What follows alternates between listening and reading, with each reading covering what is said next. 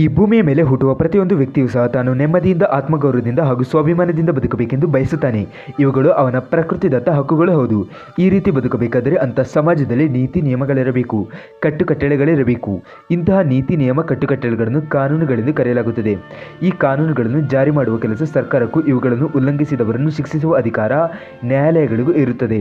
ಇಂತಹ ಸರ್ಕಾರಗಳು ಯಾವ ರೀತಿ ರಚನೆಯಾಗಬೇಕು, ಅವುಗಳು ಯಾವ ರೀತಿ ಕೆಲಸ ನಿರ್ವಹಿಸಬೇಕು, ನ್ಯಾಯಾಲಯಗಳು ಯಾವ ನಿರ್ದೇಶನಗಳಡಿ ಶಿಕ್ಷೆ ಜಾರಿ ಮಾಡಬೇಕು ಸೇರಿದಂತೆ ದೇಶದ ಸಮಗ್ರ ಏಳಿಗೆಗೆ ಮತ್ತು ಎಲ್ಲ ಜೀವಿಗಳ ರಕ್ಷಣೆಗಾಗಿ ಕೆಲಸ ನಿರ್ವಹಿಸುವ ಶಾಸಕಾಂಗ, ನ್ಯಾಯಾಂಗ, ಕಾರ್ಯಾಂಗ ಸೇರಿದಂತೆ ದೇಶದ ಇಡೀ ವ್ಯವಸ್ಥೆಗೆ ನಿರ್ದೇಶನ ನೀಡುವುದೇ ಆ ದೇಶದ ಸಂವಿಧಾನ. ಸಂವಿಧಾನಕ್ಕಿಂತ ಯಾವ ಸಂಸ್ಥೆಯೂ ಮತ್ತು ಯಾವ ವ್ಯಕ್ತಿಯೂ ದೊಡ್ಡವನಲ್ಲ. ಸಂವಿಧಾನವೇ ಪರಮೋಚ್ಚ. ಯಾವ ದೇಶದಲ್ಲಿ ಸಂವಿಧಾನ ಬಲಿಷ್ಠವಾಗಿದ್ದು ಯಾವ ದೇಶದಲ್ಲಿ ಸಂವಿಧಾನವನ್ನು ಪೂರ್ಣವಾಗಿ ಮತ್ತು ಪರಿಣಾಮಕಾರಿಯಾಗಿ ಜಾರಿ ಮಾಡಲಾಗುವುದು ಹಾಗೂ ಯಾವ ದೇಶದಲ್ಲಿ ಸಂವಿಧಾನವನ್ನು ಗೌರವಿಸಲಾಗುವುದು ಆ ದೇಶದಲ್ಲಿ ಮಾತ್ರ ಅಲ್ಲಿನ ನಾಗರಿಕರು ನೆಮ್ಮದಿಯಿಂದ ಸುಖವಾಗಿ ಬದುಕಬಹುದು. ಇತ್ತೀಚಿನ ನಮ್ಮ ಕೆಲವು ನೆರೆ ದೇಶಗಳು ಸೇರಿದಂತೆ ಜಗತ್ತಿನ ಹಲವಾರು ದೇಶಗಳಲ್ಲಿ ಅರಾಜಕತೆ ಉಂಟಾಗಿ ಅಲ್ಲಿನ ನಾಗರಿಕರು ಪ್ರತಿನಿತ್ಯ ಅಶಾಂತಿಯಿಂದ ಭಯದಲ್ಲಿ ಬದುಕುತ್ತಿರುವುದನ್ನು ನಾವು ಕಣ್ಣಾರೆ ಕಾಣುತ್ತಿದ್ದೇವೆ. ಈ ರೀತಿ ಆಗಲು ಆ ದೇಶದ ಒಂದು ಬಲಿಷ್ಠ ಸಂವಿಧಾನ ಜಾರಿಯಾಗದೇ ಇರುವುದೇ ಕಾರಣ. ನಮ್ಮ ಭಾರತ ಸಂವಿಧಾನವು ಜಗತ್ತಿನಲ್ಲೇ ಅತ್ಯುತ್ತಮ ಸಂವಿಧಾನವಾಗಿದೆ. ಜಗತ್ತಿನ ಹಲವಾರು ದೇಶಗಳು ಭಾರತ ಸಂವಿಧಾನವನ್ನು ಎರವಲು ಪಡೆಯುತ್ತಿವೆ ಹಾಗೂ ಕೆಲವು ದೇಶಗಳು ಭಾರತ ಸಂವಿಧಾನವನ್ನು ವ್ಯಾಪಕವಾಗಿ ಅಧ್ಯಯನ ನಡೆಸಿ ಅವರ ಸಂವಿಧಾನಕ್ಕೆ ಭಾರತ ಸಂವಿಧಾನದ ಕೆಲವು ಅನುಚ್ಛೇದಗಳನ್ನು ಸೇರಿಸಿಕೊಳ್ಳುತ್ತಿವೆ.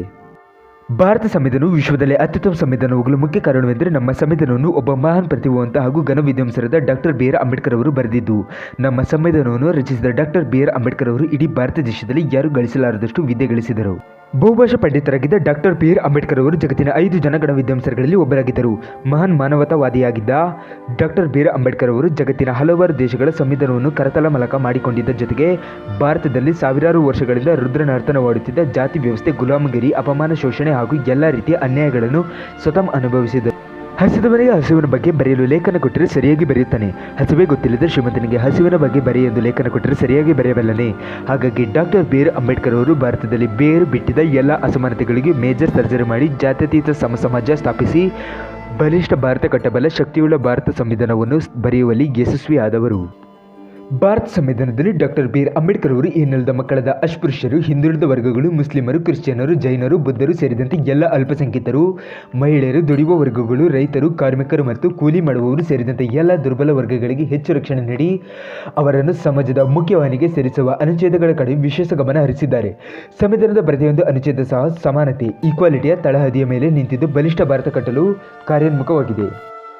ಪ್ರಪಂಚದ ಬೇರೆ ಬೇರೆ ದೇಶಗಳ ಸಂವಿಧಾನಕ್ಕೆ ಹೋಲಿಸಿಕೊಂಡರೆ ಭಾರತ ಸಂವಿಧಾನದಲ್ಲಿ ನಾಗರಿಕರಿಗೆ ಮಾನವ ಹಕ್ಕುಗಳು, ಮಹಿಳಾ ಸ್ವಾತಂತ್ರ್ಯ ಮತ್ತು ಮೂಲಭೂತ ಹಕ್ಕುಗಳು ಫಂಡಮೆಂಟಲ್ ರೈಟ್ಸ್ ಹೆಚ್ಚು ಕಲ್ಪಿಸಲಾಗಿದೆ. ಹಾಗಾಗಿ ಭಾರತದಲ್ಲಿ ವಾಸಿಸುವ ಪ್ರಜೆಗಳು ಬೇರೆಲ್ಲ ದೇಶಗಳಿಗಿಂತ ಹೆಚ್ಚು ಸ್ವಾತಂತ್ರ್ಯ ಮತ್ತು ಸಮಾನತೆ ಹೊಂದಿರುತ್ತಾರೆ. ಭಾರತ ಸಂವಿಧಾನವು 395 ಅನುಚ್ಛೇದಗಳನ್ನು, 12 ಪರಿಚ್ಛೇದಗಳನ್ನು, 22 ಭಾಗಗಳನ್ನು ಮತ್ತು 6 ಪರಿಶಿಷ್ಟಗಳನ್ನು ಹೊಂದಿದ್ದು ವಿಶ್ವದಲ್ಲೇ ಅತ್ಯಂತ ದೊಡ್ಡ ಲಿಖಿತ ಸಂವಿಧಾನವಾಗಿದೆ. ಸಂವಿಧಾನಗಳಲ್ಲಿ 4 ಬಗೆಗಳಿವೆ. ಅವುಗಳೆಂದರೆ ಲಿಖಿತ, ಅಲಿಖಿತ, ನಮ್ಯ ಮತ್ತು ಅನಮ್ಯ ಸಂವಿಧಾನಗಳು.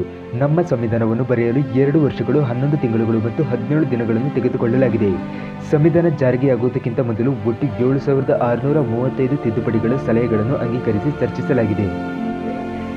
ಸಂವಿಧಾನದ ಕರಡು ಪ್ರತಿಯ ಚರ್ಚೆಗೆ ಒಟ್ಟು 165 ದಿನಗಳು ತೆಗೆದುಕೊಂಡಿದ್ದು ಇದಕ್ಕಾಗಿ ಒಟ್ಟು 11 ಅಧಿವೇಶನಗಳು ಜರುಗಿವೆ. ಚರ್ಚಾಪುಟಗಳ ಒಟ್ಟು ಸಂಖ್ಯೆ 8000. ಇವುಗಳ 14 ಸಂಪುಟಗಳು ಮುದ್ರಿತವಾಗಿದೆ. ಡಾಕ್ಟರ್ ಬಾಬು ರಾಜೇಂದ್ರ ಪ್ರಸಾದ್ ಅವರು ಸಂವಿಧಾನ ರಚನಾ ಸಮಿತಿಯ ಅಧ್ಯಕ್ಷರಾಗಿದ್ದರು. ಶ್ರೀಗಳಾದ ಎಚ್ ಸಿ ಮುಖರ್ಜಿ ಹಾಗೂ ಟಿ ಕೃಷ್ಣರಾಮಾಚಾರಿ ಅವರುಗಳು ಸಮಿತಿಯ ಉಪಾಧ್ಯಕ್ಷರಾಗಿದ್ದರು. ಡಾಕ್ಟರ್ ಬಿ ಆರ್ ಅಂಬೇಡ್ಕರ್ ಅವರು ದಿನಾಂಕ 29/8/1942 ಸಂವಿಧಾನ ಕರಡು ರಚನಾ ಸಮಿತಿಯ ಡ್ರಾಫ್ಟಿಂಗ್ ಕಮಿಟಿ ಅಧ್ಯಕ್ಷರಾಗಿ ಆಯ್ಕೆಯಾದರು. ಈ ಕರಡು ಸಮಿತಿಗೆ 7 ಜನ ಸದಸ್ಯರನ್ನು ಆಯ್ಕೆ ಮಾಡಲಾಯಿತು. ಕರಡು ಸಮಿತಿಯಲ್ಲಿದ್ದ 6 ಜನ ಸದಸ್ಯರುಗಳಲ್ಲಿ 2 ನಿಧನರಾದರು, ಇನ್ನಿಬ್ಬರು ಅನಾರೋಗ್ಯದಿಂದ ದೂರ ಉಳಿದರು. ಒಬ್ಬರು ಸರ್ಕಾರಿ ಕೆಲಸದಲ್ಲಿ ಹಾಗೂ ಮತ್ತೊಬ್ಬರು ರಾಜಕಾರಣದಲ್ಲಿ ತೊಡಗಿಸಿಕೊಂಡರು. ಕೊನೆಗೆ ಡಾಕ್ಟರ್ ಬಿ ಆರ್ ಅಂಬೇಡ್ಕರ್ ಅವರು ಒಬ್ಬರೇ ಭಾರತ ಸಂವಿಧಾನವನ್ನು ಬರೆಯಬೇಕಾಯಿತು. ಈ ಸಮಯದಲ್ಲಿ ಡಾಕ್ಟರ್ ಬಿ ಆರ್ ಅಂಬೇಡ್ಕರ್ ಅವರಿಗೆ ಆರೋಗ್ಯ ತೀರಾ ಹದಗೆಟ್ಟಿದ್ದರೂ ಸಹ ತನ್ನ ಆರೋಗ್ಯದ ಕಡೆ ತಲೆ ಕೆಡಿಸಿಕೊಳ್ಳದೆ ಶತಶತಮಾನಗಳಿಂದ ಈ ನೆಲದಲ್ಲಿ ಜಾರಿಯಿದ್ದ ಎಲ್ಲ ತರಹದ ಅಸಮಾನತೆಗಳನ್ನು ಬುಡ ಸಮೇತ ಕಿತ್ತು ಬಿಸಾಡಿ ಎಲ್ಲ ಶೋಷಿತ ವರ್ಗಗಳಿಗೆ ನ್ಯಾಯ ದೊರಕಿಸಿಕೊಡುವ ತನ್ನ ಜೀವನವನ್ನೇ ಮುಡುಪಾಗಿಟ್ಟಿದ್ದ ಡಾಕ್ಟರ್ ಬಿ ಆರ್ ಅಂಬೇಡ್ಕರ್ ಅವರ ಈ ಮಹತ್ ಕಾರ್ಯವನ್ನು ಕಳೆದುಕೊಳ್ಳದೆ ಭಾರತ ಸಂವಿಧಾನವನ್ನು ಬರೆದು ಮುಗಿಸಿದರು. ಈ ಸಮಯದಲ್ಲಿ ಪ್ರಧಾನಿ ನೆಹರೂರವರು ಡಾಕ್ಟರ್ ಬಿ ಆರ್ ಅಂಬೇಡ್ಕರ್ ಅವರಿಗೆ ನಿಮ್ಮ ಆರೋಗ್ಯದ ಕಡೆ ಹೆಚ್ಚು ಗಮನ ಹರಿಸಿ ಎಂದು ಹಲವಾರು ಬಾರಿ ಹೇಳಿದರು. ಡಾಕ್ಟರ್ ಬಿ ಆರ್ ಅಂಬೇಡ್ಕರ್ ಅವರು ಎಷ್ಟೋ ದಿನ ಇಡೀ ರಾತ್ರಿ ಪೂರ್ತಿ ಸಂವಿಧಾನ ಬರೆಯುವುದರಲ್ಲಿ ನಿರತರಾಗಿದ್ದರು. ಸಂವಿಧಾನವನ್ನು ಸಂಪೂರ್ಣ ಬರೆದು ಮುಗಿಸಿ 4ನೇ ಫೆಬ್ರವರಿ 1949 ಸಂವಿಧಾನ ರಚನಾ ಸಮಿತಿಗೆ ಸಲ್ಲಿಸಲಾಯಿತು. ನಂತರ ಸುಮಾರು 6 ತಿಂಗಳ ಕಾಲ ಚರ್ಚೆಯ ನಂತರ ದಿನಾಂಕ 26/1/1950 ಭಾರತ ದೇಶದಲ್ಲಿ ಸಂವಿಧಾನ ಜಾರಿಯಾಯಿತು. ಅಂದಿನಿಂದ ಈ ದೇಶದ ಶಾಸಕಾಂಗ, ಕಾರ್ಯಾಂಗ, ನ್ಯಾಯಾಂಗ ಸೇರಿದಂತೆ ಎಲ್ಲ ಸಂಸ್ಥೆಗಳು ಹಾಗೂ ದೇಶದ ಇಡೀ ವ್ಯವಸ್ಥೆ ಭಾರತದ ಸಂವಿಧಾನದ ಅಡಿಯಲ್ಲಿ ಕಾರ್ಯನಿರ್ವಹಿಸುವ ವ್ಯವಸ್ಥೆ ಜಾರಿಗೆ ಬಂದಿತು. ಯಾವುದೇ ದ್ವಂದ್ವಗಳಿಗೆ ಅವಕಾಶವಿಲ್ಲದೆ ದೇಶದಲ್ಲಿ ಉದ್ಭವಿಸುವ ಶಾಸಕಾಂಗ, ಕಾರ್ಯಾಂಗ ಹಾಗೂ ನ್ಯಾಯಾಂಗಗಳು ಸೇರಿದಂತೆ ಎಲ್ಲ ಸಮಸ್ಯೆಗಳಿಗೆ ನಿಖರವಾದ ಪರಿಹಾರ ಕಲ್ಪಿಸುವ ಹೆಚ್ಚು ವಿವರಣೆಗಳನ್ನೊಳಗೊಂಡ ಗಾತ್ರದಲ್ಲಿ ಪ್ರಪಂಚದ ಎಲ್ಲ ಸಂವಿಧಾನಗಳಿಗಿಂತ ದೊಡ್ಡದಾಗಿರುವ ಭಾರತ ಸಂವಿಧಾನದಲ್ಲಿ ಸ್ವತಂತ್ರ ಭಾರತದ ಆಸೆ, ಆಕಾಂಕ್ಷೆ, ಅಪೇಕ್ಷೆ, ಆದರ್ಶಗಳನ್ನು ಕಾಣಬಹುದು. ಈ ಸಂವಿಧಾನದಲ್ಲಿ ದೇಶದ ಪ್ರಜೆಗಳ ಹಕ್ಕು, ಬಾಧ್ಯತೆಗಳ ಬಗ್ಗೆ ಹೆಚ್ಚು ಗಮನ ನೀಡಲಾಗಿದೆ.